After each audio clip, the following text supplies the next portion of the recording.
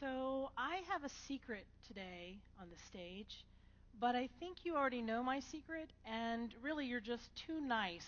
You all look like a very nice audience. You're just too nice to tell me the truth. You see, I'm a fraud. I'm an imposter, but you already probably knew that about me.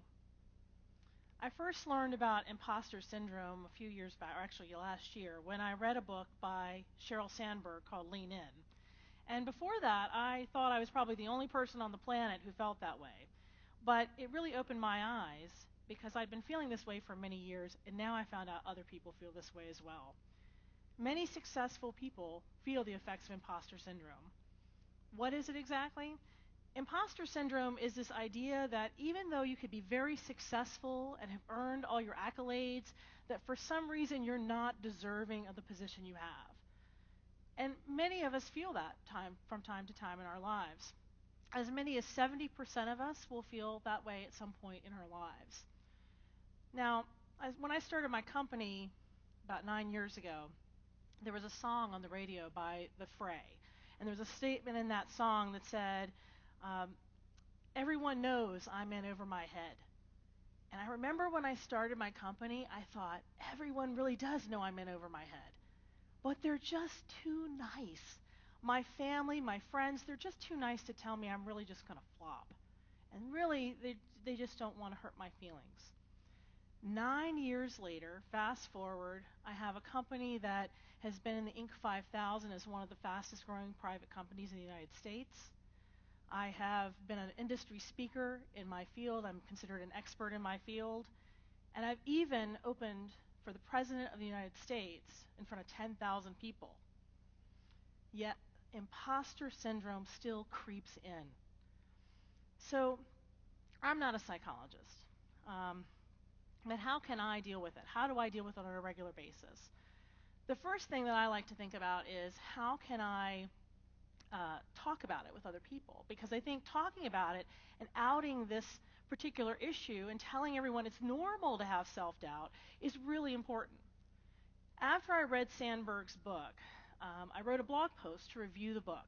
And about 6 months after I wrote that blog post, a young lady who had just recently graduated from law school wrote me an email.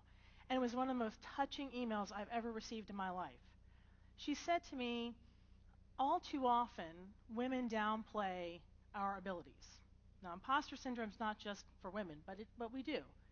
And she said, I felt this way for at least 3 years. I've really struggled with it, and I thought I was alone. You have freed me. Thank you, thank you, thank you. You changed my life. So just by sharing that story, you can change someone's life.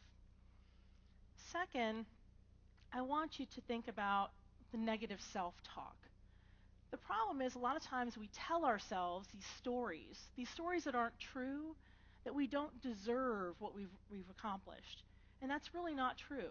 So if you hear yourself saying those things to yourself, stop it right away. Start reminding yourself of all the great things that you've accomplished and why you deserve your accolades.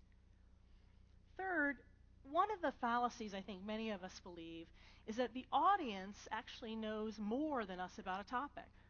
You go into a meeting or sitting here tonight at the TED conference, and we talk about our different topics, and some of us get on stage and we're thinking, oh my gosh, what if someone outs me because they know more than I do?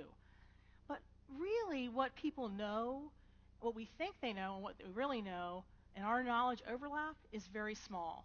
So keep that in mind, that really you may perceive that the audience knows more than you, but that's generally not the case.